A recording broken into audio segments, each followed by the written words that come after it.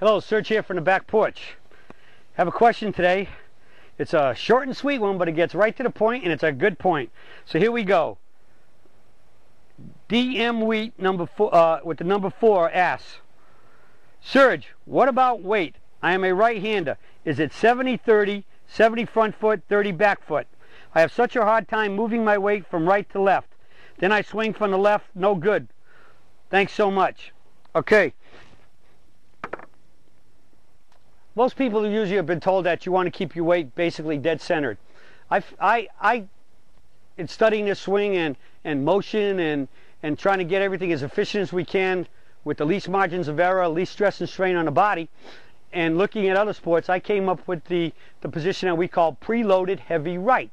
Now, preloaded heavy right will mean that I have actually 60 or 70% of my weight over here and on my backside, which would be, for me being right-handed, would be my right leg. So we're behind the ball to begin with.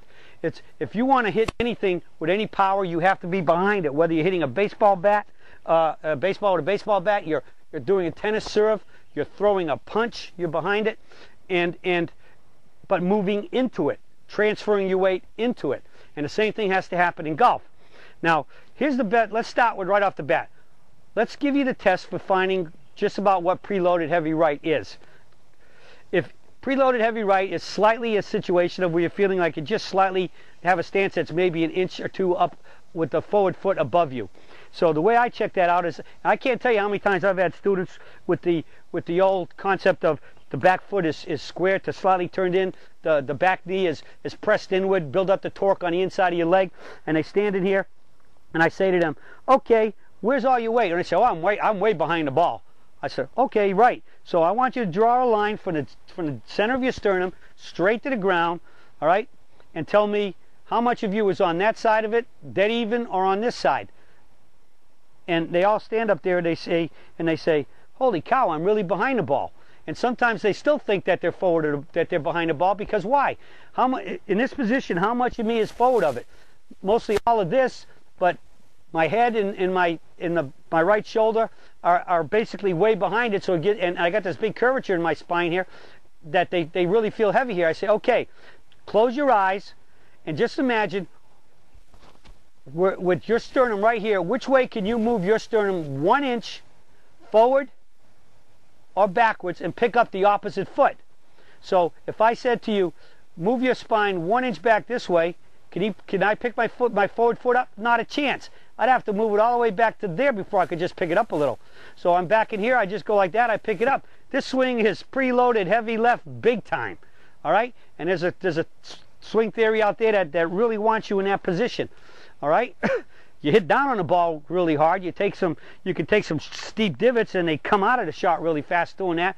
But as you know, with the peak performance golf swing, we like shallow divots, thin to win. We want to nip the ball off the ground, pinch it, pick it off the ground almost, take shallow divots, tear the grass out, not dig it out.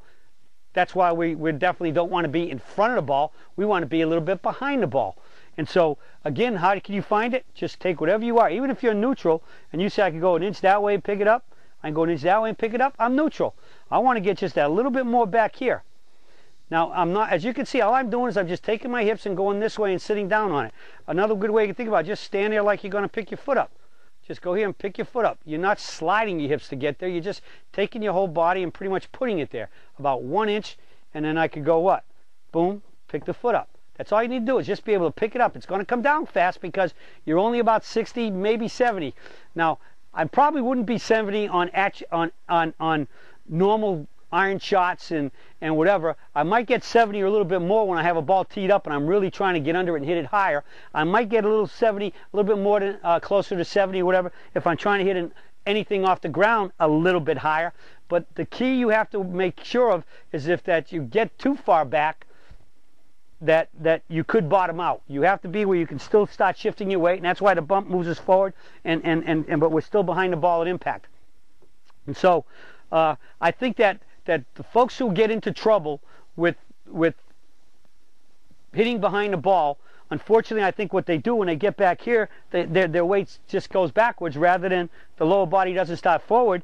Their upper body just starts moving downward, and they're collapsing downward. So the whole key is you have to make sure that your lower body starts the downswing. If you're starting with your upper body, you're going backwards, you're going to bottom out every time. You might start bottoming out as much as 6 inches or more behind the ball. And so that's your clue. The key is the bump. We don't know how to skip rocks. We've had a lesson, a blogger come in and say they actually even think of a sidewinder underarm pitcher. It gives even a bigger thought or a better thought or feeling about what it is where you bump.